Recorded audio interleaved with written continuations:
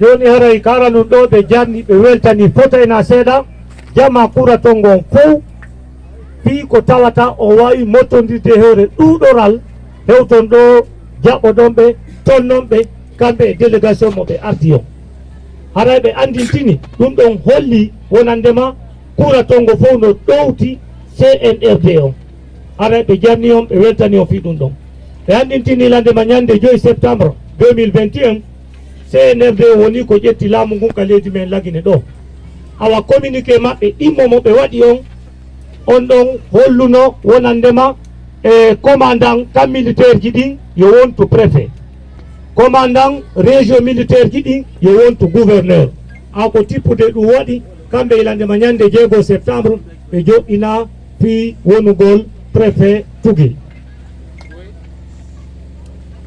Sans tarder, le 16 septembre 2021, j'ai entrepris des prises de contact avec les différents services administratifs et techniques relevant de ma juridiction. Donc, ma venue dans votre localité ce jour 4 octobre 2021 avec ma délégation s'inscrit dans la suite logique de cette prise de contact pour échanger avec vous, puis livrer le message du président du CNRD, président de la République, chef de l'État, Colonel Mamadi Doumbouya. Ara ko ɗum waɗi ilandema ñande 16 septembre ɓe yalti kisan fi hewtugol tintita e jamaji ɗi awara e téléma ɗon e ɓe hewti hande ñande 4 octobre 2021 kamen kuratongo ɗo wondude o délégation mo ɓe arti ɗo awara e ɗulle ko yettingol yewtere yettingol makuji président de la république on chef de l'état colonel Mamadi Doumbouya et Jamaji Kuratongo ko yotine. Il est à préciser que le CNRD n'a pas de couleur politique. C'est pourquoi, dès les premières heures de sa prise de pouvoir, a dissous l'Assemblée nationale et la nouvelle constitution qui ouvrait la porte à un 3e mandat. A suspendu les partis politiques pendant cette période de transition. Si vous comprenez, tout se résume alors au CNRD, qui est l'organe central de décision. Arabe holli wonandema CNRD ala mbadi politique.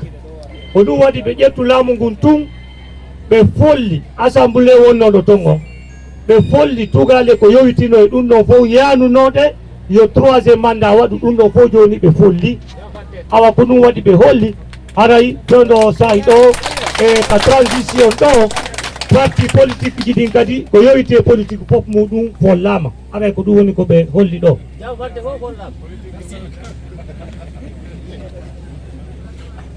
Si nous prenons le sigle CNRD,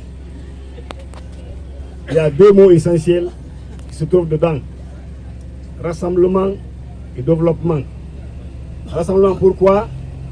C'est parce que dans un passé récent, la politique, où les politiciens vous ont divisé.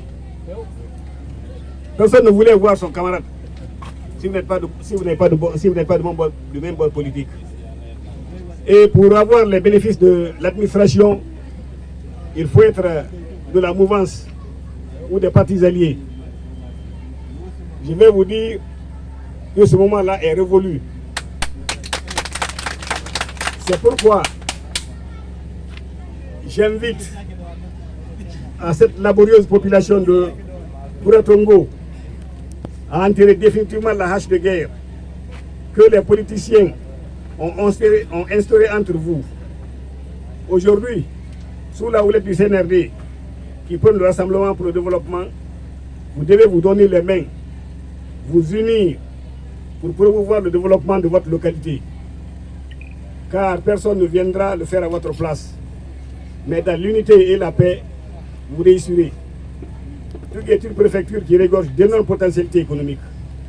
Arabe holli wonandema son ƴetti kalfe CNRD ɗen kalfe ɗiɗi no toon ɓurɗe wondude hitte ko rassemblement et développement.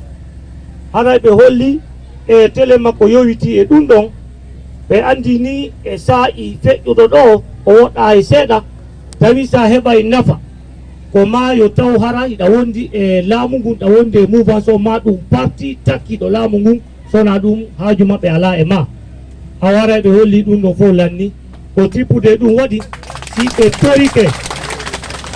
ɓe torike jama kura tongo on fof makko haray e dow ɗo'orgol CNRD on ɓayna haray kamɓe ko ɓe huulani ko mottidirgol ɓiɓɓe leydi ndi fof fi ɓantal ngal haray en fof meɗen koyen jonnidir juuɗe wonen nene goto baba goto fi no nokkure mon nden yarira yeeso nde ɓanto ɓayna haray sen ƴetti leydi men ndin ɗo préfecture men Tougué on iɗen mari ngaluji buy ko tawata sen wawi ɗi hutorde ɗum wonay e sombo ɓantal e préfecture men o. Quant à vous, sous-préfet, maires et conseillers communaux, pour le moment,